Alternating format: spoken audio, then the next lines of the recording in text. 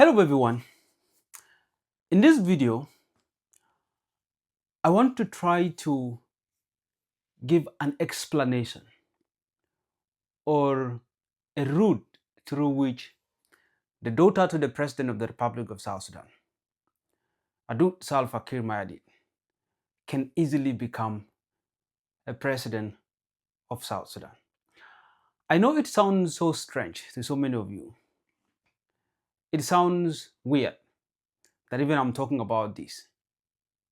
But look, one thing we must all agree is that Adut Salva Kiir Mayardit right now is sitting in one of the most influential and important positions. I don't know if that position, I guess, it's not there in the constitution. It's not granted in the constitution. Adut is not an elected member. She's an appointed, but she wields a very, very, very, very powerful docket.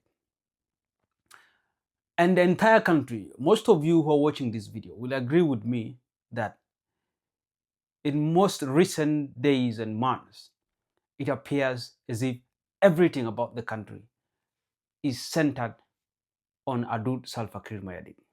We've seen her with governors and ministers launching roads.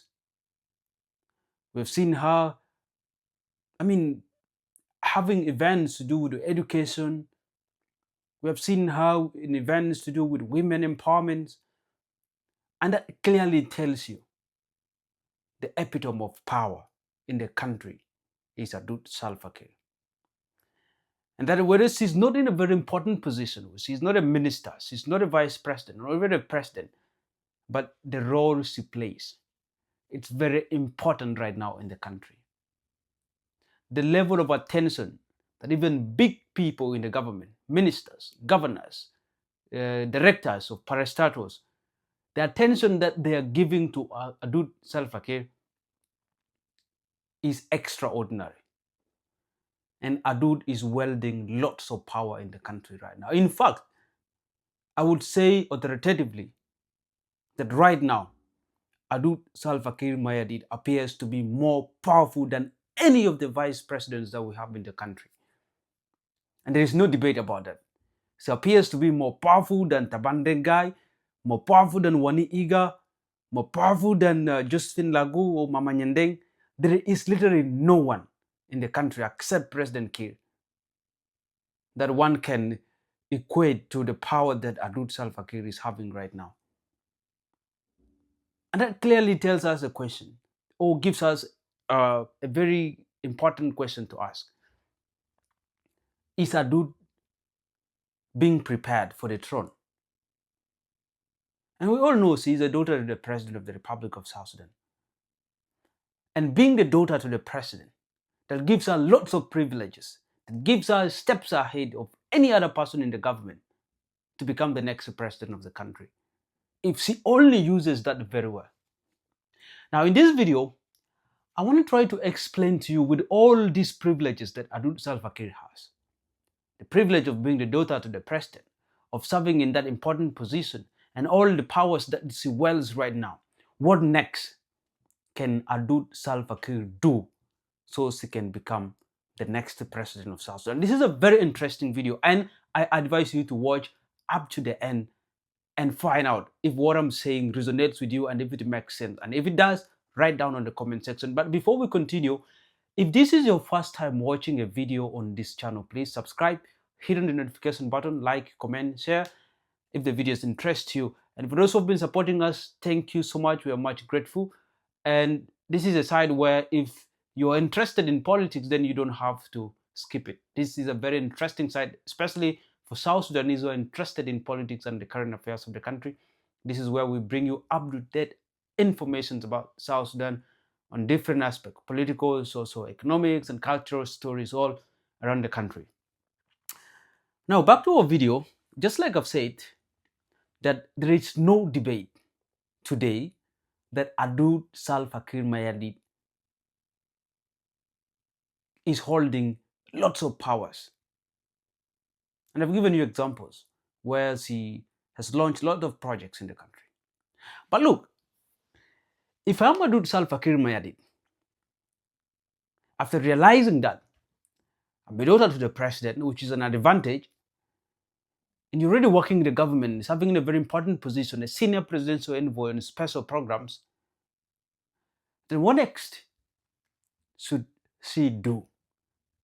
I mean, she's a very young lady and well educated, well exposed. So this is what I feel Adut Salva Kiir must do in order to become the next president. I mean, we can all agree that right now, in the entire African continent, there is this desperate call to an end for these old crook leaders. There is an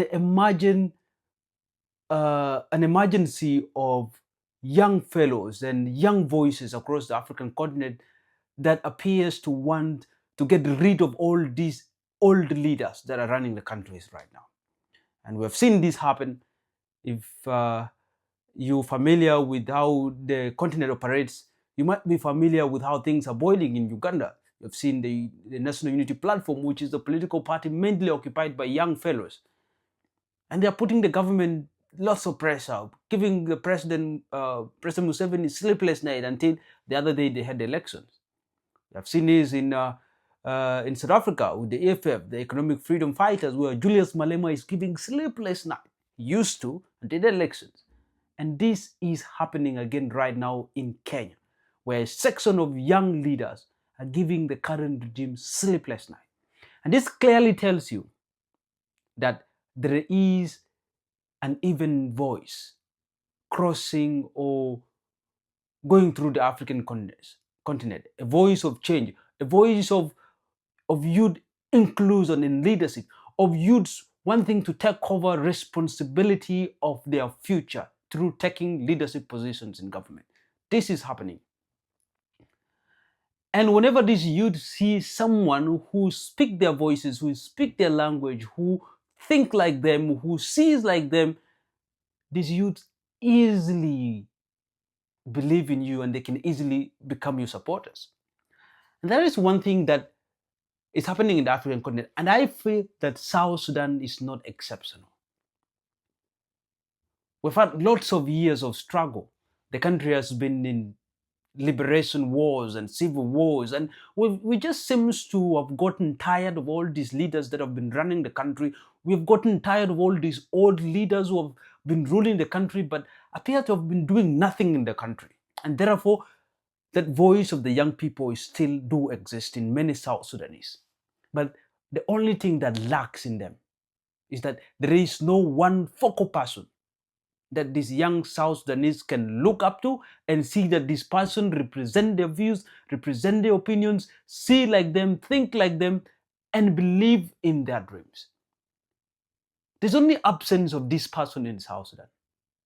We have seen this in Uganda. It's reflected in Bobi Wine. We've seen it in South Africa. It's reflected in Julius Malema. If you know Kenyan politics for sure, you will know very well that the voices of the young people appear to be seen in Edwin Sifuna and Babu Owino. That is what is happening right now in Kenya. But South Sudan lacks that one focal young person that this young generation can look up to. And I feel that this is the high time that this person emerges. I know there's so many young people out there who have the courage, who have the capacity, who have the ability, who are well educated, who know what the young people want, but they fear coming out. Because the moment they come out, there will be silence. And they fear for their lives. And now this brings us to someone in the names of Adut Salva Kiir, someone who already is in that age bracket. A young lady, well educated, serving already in a good position, but she's a daughter to the president. Can Adut turn to be that voice that these young people are looking for and they can look up to her? Can she? Yes. According to me, she can do that. But Adut can only do that under some circumstances. One is that she has to abandon the fact that she is the daughter to the President of the Republic of South Sudan. Because every time she wants to be seen like she's a daughter to the president, that makes her no difference with these old crook leaders who are right now running the country and doing nothing. So what can Adut Salva Kiir do in order to make her appear like the common people, the young people on the streets out there, those who have gone to school, acquired the degree, but have no access to employment opportunities so they can sustain their life and meet their dreams and provide for their families and their children and and cater for their future? What should Adut Salva Kiir do in order to look like these young fellows on the street? As I say, one, she need to abandon the perception of wanting to be seen like a privileged lady, daughter to the president. If she wants to be seen as that representation of the young people, then she has to roll her sleeves and start behaving like the young fellows. And here, I don't mean she has to go and disagree with the president. No.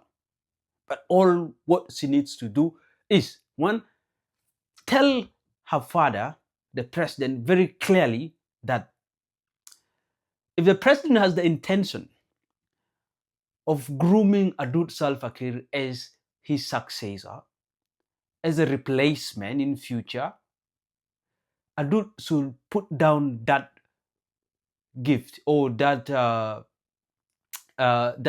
decision by the president.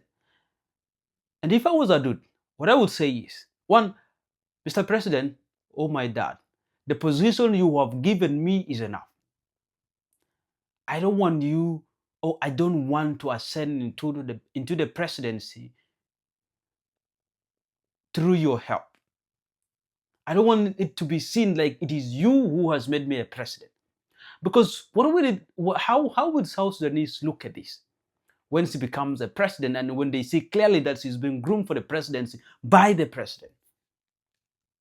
It will be seen that she is merely just continuing with the ideas of the president, or she is taken to the presidency in order to defend the interests of this old man.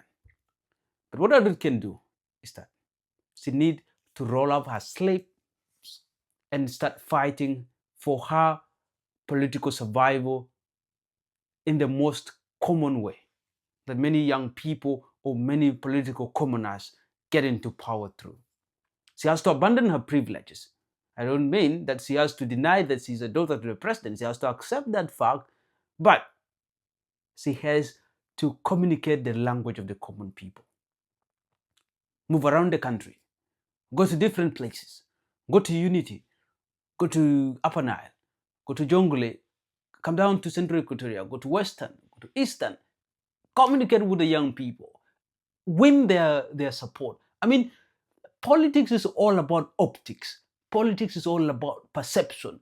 Politics is all about creating narratives. And if you're good in creating narratives that can, manipulate the people, creating that narrative that you are for the people, for the young people, and that you value the voice of the people more than the voice of those who put you in that position, you become the most loved person by the people. And you stand high chances of political succession. You can easily sustain your political dream. And it's just like I've said, it's all about optics. How will it be seen when Adut Salva Kiir goes down to Yei River County and interact with the common people in the markets, on the street, the Boda guys?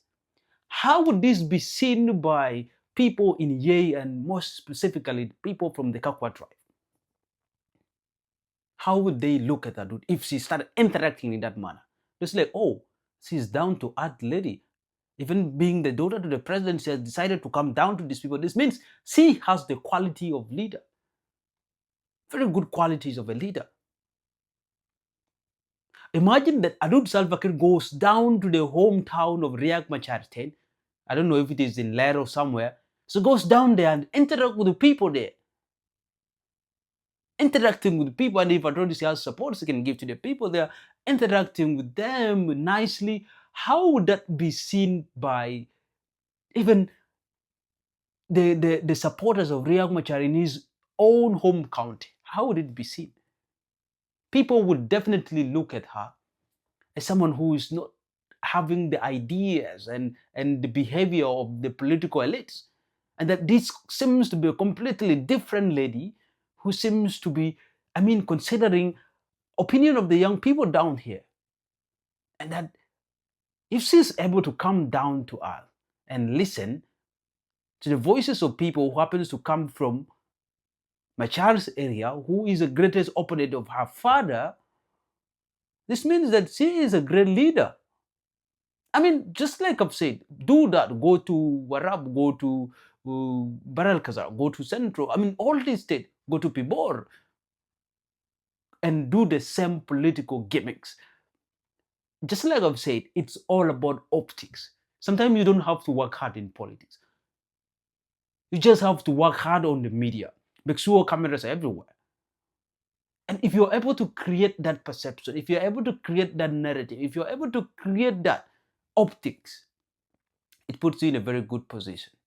And therefore, Adut should abandon every step by Salva Kiir to put her in another position that is bigger than the one she's in right now.